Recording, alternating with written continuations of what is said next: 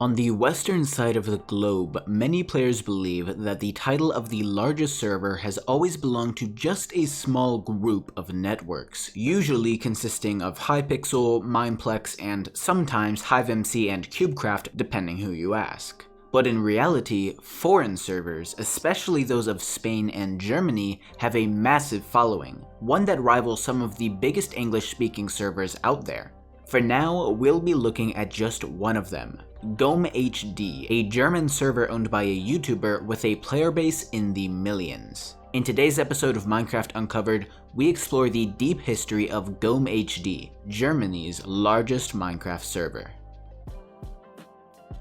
According to old advertisements, the server first came online on July 28th of 2012, 9 days after its owner Gomme created his YouTube channel. Unfortunately, because of how small his channel and the server were at this time, we know very little about its history for over a year. The channel, then named Community Style, had grown exponentially since the start of the year, growing from about 30,000 to nearly 150,000 subscribers in the middle of June, around the same time that the forum was created.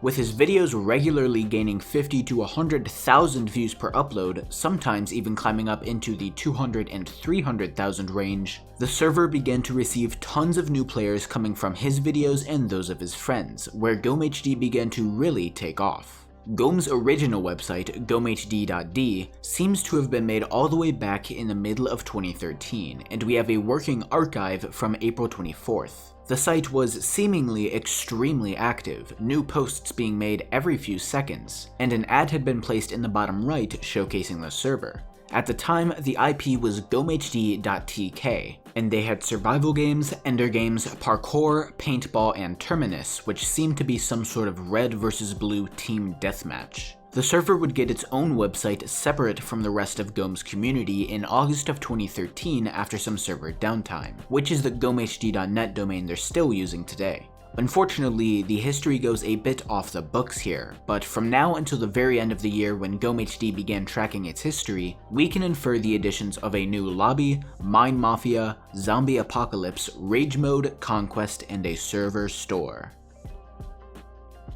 Entering 2014, the server was doing surprisingly well considering how new it was to the scene, with both a revamped survival games and the return of the surf game mode in January. Alongside these, they also opened their first wave of moderator applications and released the party system, well ahead of most other large servers like CubeCraft and HiveMC at the time. The next few months would mainly focus on game mode and performance updates, that is until April, which brought to the release of Trouble in Minecraft, essentially GommeHD's take on the popular Trouble in Terrorist Town game mode that has been adapted to so many servers in recent years. The summer brought even more new games, with a new fast-paced riff on survival games known as Quick SG and a game mode called Aura released in July. A building game about copying pixel arts known as Mine and Break released in August, and even the release of Bed Wars in June. Yeah, I bet you weren't expecting that, and neither was I, but GommeHD had the concept first, years before similar game modes were added to Hypixel,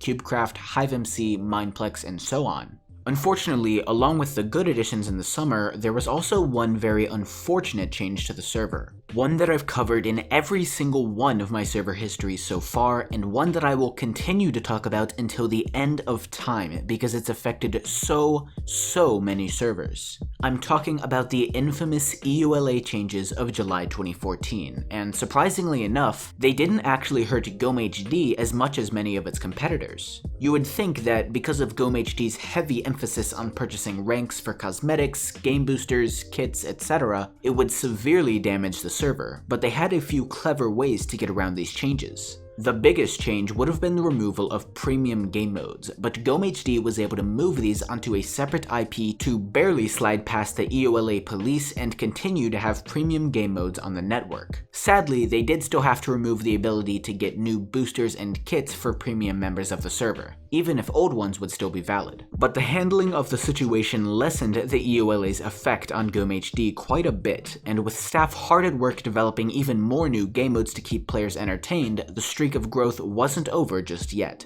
Throughout the rest of the year, the server grew as more staff were accepted onto the team, the YouTube rank was officially released causing an influx of YouTube videos, and a new lobby featuring laboratory game modes was released to the public, starting with Survival, Hot Potato, Capture the Flag, and Color It. With an estimated 1 million unique players having joined the server by the end of the year, GommeHD was rising to the top.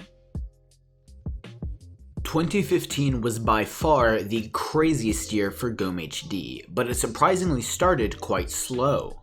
Until March, the only big news was another moderator application wave in late January, but things would start to speed up a lot. March 7th brought the long-awaited PvP mode, releasing with Bed Wars, survival games, and kit PvP duels.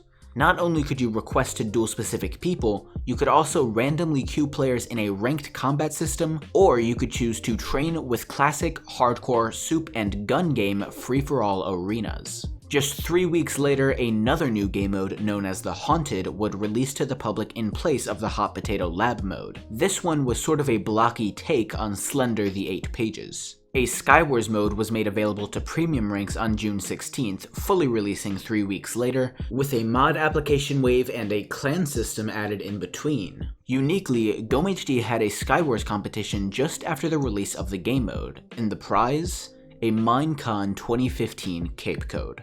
What is this, like a crossover episode? I was not expecting to see anything about Cape accounts related to GommeHD, but apparently I was mistaken. And not only that, but one of the admins of the server, BMOT, is also a moderator of NameMC and Blockmania, which is probably the biggest place to show off Cape accounts. I can't really tell because of the whole not speaking German thing, but it seems like the German Minecraft community is a lot bigger on OG names and capes than American players are. It ended up being given to a guy by the name of Agro Dunkel, and you can see the cape on his account even today if you find him in-game or look at his NameMC profile. August brought the revamp and return of the Zombies game mode, October brought the new supporter rank, and November brought a complete remake of Survival, finally enabling the Nether Dimension. December came with the new games of Shopping Chaos and Cores, and then it was time for 2016 to shine.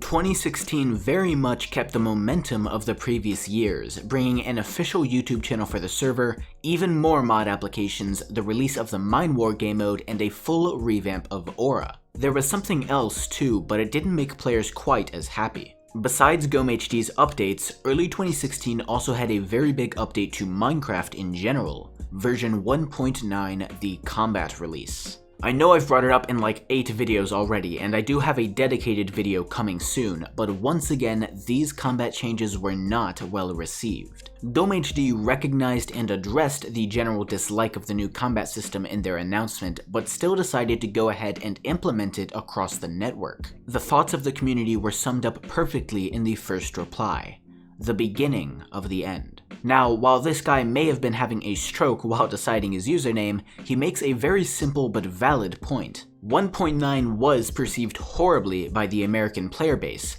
but it seems even more hated amongst the German community that was much more centered around PvP. And keeping the new combat changes may very well have meant the death of GommeHD, whether they knew that or not. Fortunately, they made the wise decision of leaving the change up to the community, or at least the premium community that had access to the 1.9 test server. Players voted on keeping or removing the 1.9 changes, and of course, legacy PvP won out by quite a lot, saving GommeHD from a fate that many other large Minecraft networks have faced in the years since. Throughout the rest of the year, tons of new game modes were added to the network, including Molecraft, Skyblock, UHC, revamped duels, Conquest 3.0, and the return of both FFA arenas and Trouble in Minecraft. But alongside these new games, there was also tons of other big news on the server. Just to name a few, there was the new Ideator rank on June 15th and a replay system in the middle of October, years before replays were implemented on other servers like Hypixel. Again, GommeHD was very ahead of its time. But there was also one other interesting aspiration of the GommeHD team that was announced in 2016, GommeHD Pocket Edition. I can't find much info on the network, and with all my sources being written in a foreign language I don't know, it was pretty hard to understand what I could find. From what I saw though, it seems that they ran into some development roadblocks from July 18th of 2016 when the network was announced to the end of 2017. The server did eventually release for testing on July 5th of 2018, with at least Bed Wars being playable, but that's about all I could find. The Twitter ended up going inactive a few years back, the website has since been taken down, the server is offline, and the forum was hidden. For one reason or another, almost every trace of GommeHD PE has seemingly disappeared off the face of the internet. For the next few years, GommeHD was very on and off in new server development, even with their player count peaking at over 20,000 concurrent players in early 2017. That same year brought a dating server for April Fools, the new Supremium Donator rank on July 3rd, a client-side anti-cheat on July 17th, and I know I've said this a lot, but again ahead of their time, and the Builder rank finally opened to the public on August 2nd. October brought a new lobby and queuing system, and that was it for the entire year. No big tournaments, no new game modes, nothing like that which I can find. But 2018 would make up for it. It opened with a ton of new training modes, including Bed Wars Deathmatch, Cores Deathmatch, Survival Games Deathmatch, Stick Fight, MLG Rush, and Building, all of which helped players either improve their PvP or clutch skills. A competitive parkour mode called Jump League was added to the server in late April after its original home on the PlayMinity server was closed. A new report system was implemented a month later, and the Surf and Zombies modes were unfortunately removed from the server, but were quickly replaced with two new modes, being revamped duels and the release of Master Builders. The release of Cookies and Competition closed off the year, and the server entered 2019. Interestingly enough, while 2018 brought back a lot of momentum from the earlier years of GommeHD, 2019 was actually the complete opposite. It was the slowest year by far. Through the whole year, all 365 days, the only notable changes were the release of City Build, a sort of towny survival server, and a new Skywars mode centered around fast-paced, reckless gameplay instead of strategy. But that was literally it. And then once again, for seemingly no reason, server development sped up once again in 2020. March brought Ranked Skywars, which had been a big request from the community since ranked modes were first added back in 2016. April Fools was complete chaos, with rank permissions completely reversed, resulting in unranked players getting admin perms, YouTubers getting mod perms, and so on. The rest of April brought a lobby casino with battleships, rock paper scissors, tic-tac-toe, Connect 4, and a memory game, as well as a ton of new parkour maps. And after the big success of Ranked Skywars, Ranked Survival Games and Bed Wars were implemented on June 30th and August 29th respectively, with Skywars UHC being released in between. October brought in the free-for-all version of Rage Mode, November brought in a One in the Chamber free-for-all, and Battle Walls was added to the network in December, leaving the server where it stands today. But not forever. With the promise of a new combat system being added to Minecraft, many players are returning to their favorite PvP servers, and GommeHD is no exception. For the past few weeks, GommeHD has been reaching or nearing its player cap of 10,000 players at peak times. With all this new growth, you can bet that the server will be getting tons of new features and minigames over the course of 2021, and with the release of the new combat, anything could happen. Maybe GommeHD could beat their player count record of over 20,000 back in 2017, just like Hypixel did recently, who knows. All we can say for sure is that GommeHD's future is looking bright. Hope you all enjoyed the video. I know it's a bit odd that I'm covering a server in another country, but there's a pretty stark lack of information about it in America considering it's the largest Minecraft server besides Hypixel at the moment. Except maybe UniversoCraft, OmegaCraft, or Minehut, but 2 out of 3 of those are cracked and could also be spoofing player count for all I know, and the other, Minehut, is a bunch of servers put together from what I understand. I'll have to look into them more in the future because they might warrant their own videos. Before I go though, quick Twitch plug, follow MCBYT Live. I've been streaming a variety of video games over the last few weeks and I think you might enjoy it. But that's about it, so have a good one, see ya.